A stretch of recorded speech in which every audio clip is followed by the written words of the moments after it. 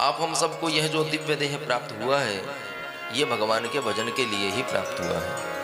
आप हम सब विचार करते हैं कि हमारे पास में इतना धन है, इतनी भूमि है, इतने वाहन है, इतना पैसा है, इनसे हम कोई ना कोई व्यवस्था कर लेंगे। तो ये सब व्यवस्थाएं वहाँ पर चलने वाली नहीं है।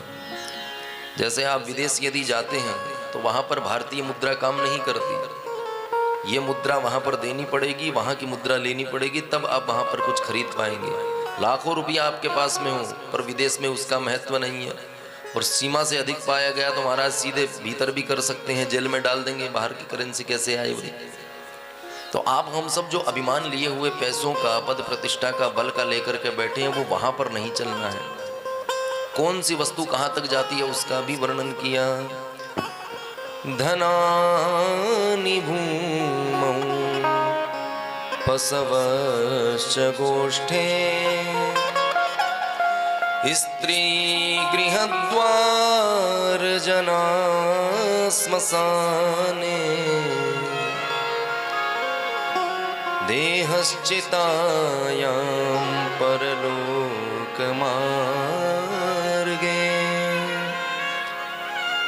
धर्मानुगो गच्छति जीव एक। आपने बहुत सारा धन कमाया है तो वो धन भी यहीं रह जाएगा।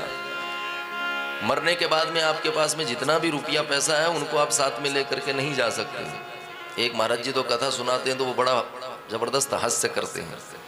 वो कहते हैं कि जब सब यात्रा जाती है तो उसके ऊपर पैसा क्यों उछाला जाता है, तो वो अपनी भाषा में ही बताते हैं, हम तो वैसा नहीं बता पाएंगे। बोले जब व्यक्ति मर जाता है तो उस पर पैसा उछाल उछाल के मारा जाता है कि ले खा करके दिखा, साथ में ले जा करके दिखा, कितना पैसा तूने कमाया, ले जा सकता है तो ले जा। इसलिए उसके गृहस्थी जन जो हैं, परिवार वाले, उस पर पैसा उछालते हैं। तो कहने का भाव क्या है, धन यहीं पर रह जाएगा। धनानि भूमौ, धन घर में ही धरा रह जाता है। और पशवश्च गोष्ठे, आप विचार करो कि हमारे पास में पशुधन बहुत है। पुराने समय में पशुधन का बहुत महत्व होता था। आप विचार करो कि हमारे पास में खूब गैया है, खूब भैंसे हैं, दूध की, खाने पीने की कोई कमी नहीं है, तो वो भी साथ में नहीं जाएगा। पशवश्च गोष्ठे, जहाँ पर उनको बांधने का स्थान है वहीं पर रह जाएगा, एक कदम भी नहीं हिल पाएंगे। और स्त्री गृहद्वार, आपने सोचा कि हमारी पत्नी जी हमसे बड़ा प्रेम करती हैं, तो वो भी घर के द्वार से बाहर तक नहीं जाएंगी, घर द्वार तक ही सीमित होती हैं। और कोई अत्यंत प्रिय पुत्र, प्रेमी पिता या कोई भी आपका संबंधी जन है, वो केवल श्मशान तक ही आपके साथ में जा सकता है। जैसे ही चिता पर लेटा करके अग्नि देंगे, सोई अपने अपने घर खिसकने लगेंगे। हमारे आप हम सब दिन रात देख ही रहे हैं, माताएं भले ही ना श्मशान जाती हो, और हम जब देखते हैं तो जैसे ही वहाँ पर व्यवस्था होने लगती है, लोग जाकर के अपनी पंचायती अलग से ठोकने लगते हैं। तो गृहद्वार जना श्मशाने, जितने भी परिचित हैं वो श्मशान तक साथ जा सकते हैं। और ये देह हमारा है। कोई कहे कि इस देह को हमने खूब डेंटिंग पेंटिंग करके, सजा करके, संवार करके रखा है, लाखों रुपए का मेकअप इस पे कर दिया, कभी लाखों रुपए ऑपरेशन में लगा दिए, तो इस पर हमने बहुत खर्चा किया और इसकी सुरक्षा भी आजीवन की है। अरे अंगुली में थोड़ा सा लग जाए तो तुरंत जाकर के हम इसका उपचार कराते हैं। कहीं कोई फोड़ा फुंसी हो जाए तो महंगी महंगी दवाई लेकर के उपचार कराते हैं। तो कोई कहे कि ये देह हमारे साथ जाएगा, तो देह भी नहीं जा पाएगा। देहश्चितायाम, चिता में भस्म हो जाएगा, तो साथ में क्या जाएगा? अंत तो कहा कि व्यक्ति का किया हुआ धर्म और कर्म ही है जो उसके साथ में उस स्थान तक जाएगा, क्योंकि उस प्रदेश में, उस देश में, उस विदेश में ये करेंसी नहीं चलती। केवल धर्म रूपी धन ही वहां पर आपके काम आएगा। पूज्य रामायण जी ने बहुत सुंदर गाया है। क्या सोचता है पागल मनवा, क्या सोचता है पागल मनवा, क्या सोचता है पागल मनवा, जो बीत गया सो बीत गया, जो बीत गया सो बीत गया। इस झूठे खेल में मूल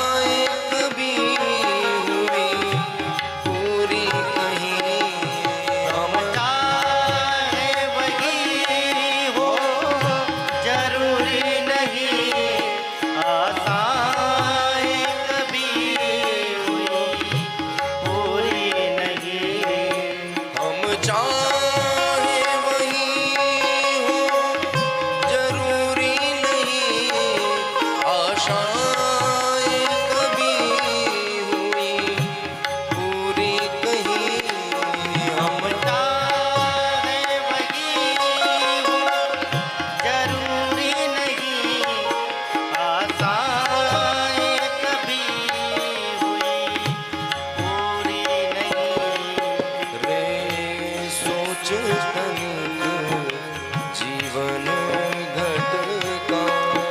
रे सोच तनिक जीवन घटका। श्वासा जल कितना रीत गया। सोचता है पागल मनवा, जो बीत गया बीत गया।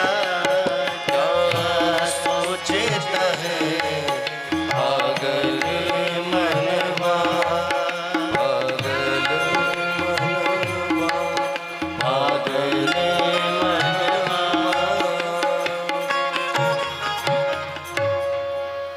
हमारा मन जो है वो नित्य निरंतर आशाओं से भरा रहता है, पर क्या आज तक ऐसा कभी हुआ कि आपकी सभी इच्छाएं पूरी हो गई?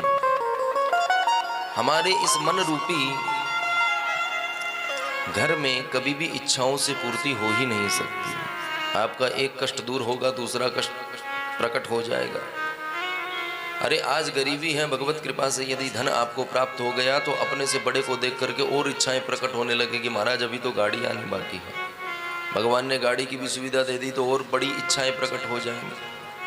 कभी भी किसी भी जीव की इच्छाएं पूरी हो ही नहीं सकती, क्योंकि कामना रूपी अग्नि जो है, अग्नि में चाहे जितनी काष्ठ डालो सूखी गीली सब भस्म हो जाती है। उसी प्रकार ये मन में जो अग्नि हमारे जल रही है, इसमें कितना भी आप इसको पोषण करो ये पूर्ण हो ही नहीं सकता। तो मन का कैसे निग्रह करें भाई? हमारे देह का जो भोजन होता है वो होता है जो भी आप हम सब भोजन ग्रहण करते हैं, अन्न खाते हैं, फलाहार पाते हैं, कोई चाट पकौड़ा पाते हैं, पेट भर जाता है। पर हमारी आत्मा, हमारा चित्त जो है उसका भोजन है भगवान का भजन, भगवान का नाम, भगवान की कथा। आप हम सब अपने इस देह को नित्य भोजन प्रदान करते हैं, पर चित्त और आत्मा को कभी भी भोजन नहीं देते। कभी कभार कोई कथा सत्संग में चले गए, पर नित्य निरंतर जब इसको भोजन प्रसाद नहीं प्राप्त होता तो ये भी शिथिल अवस्था में चला जाता है। आप एक दिन भोजन ना करो, महाशिवरात्रि का व्रत यदि निर्जल कर लो तो दूसरे दिन महाराज कभी बीपी कम होने लगती है, कभी चक्कर आने लगते हैं। तो हमारी आत्मा जो है उसका भी तो विचार करो। उसका जो भोजन जब उसे भगवान नाम प्राप्त होगा तभी तो वह भगवान से जुड़ेगी। पर हम सब भूल करके संसारिक भौतिक वस्तुओं को ग्रहण करने में लगे हैं, जो कि कदापि हमारे साथ में नहीं जा सकते। साथ में यदि जाएगा तो धर्मानुगो गच्छति जीव एकः, केवल धर्म ही जीव के साथ में जाएगा।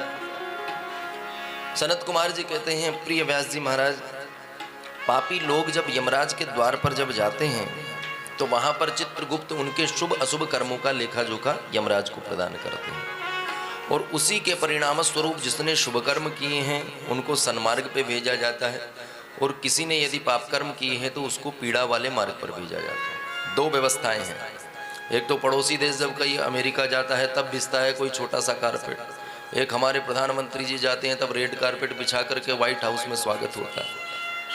तो कहने का अर्थ क्या है? शुभ कर्म यदि आप हम सब ने किए हैं तो सन्मार्ग पर यमराज स्वागत करते हुए वहाँ पर आपकी प्रतीक्षा देखते हैं, और पाप कर्म में ही यदि प्रवृत्त रहे तो उसका भी वर्णन किया है कि कैसे कैसे वहाँ पर क्या व्यवस्थाएं मिलती हैं।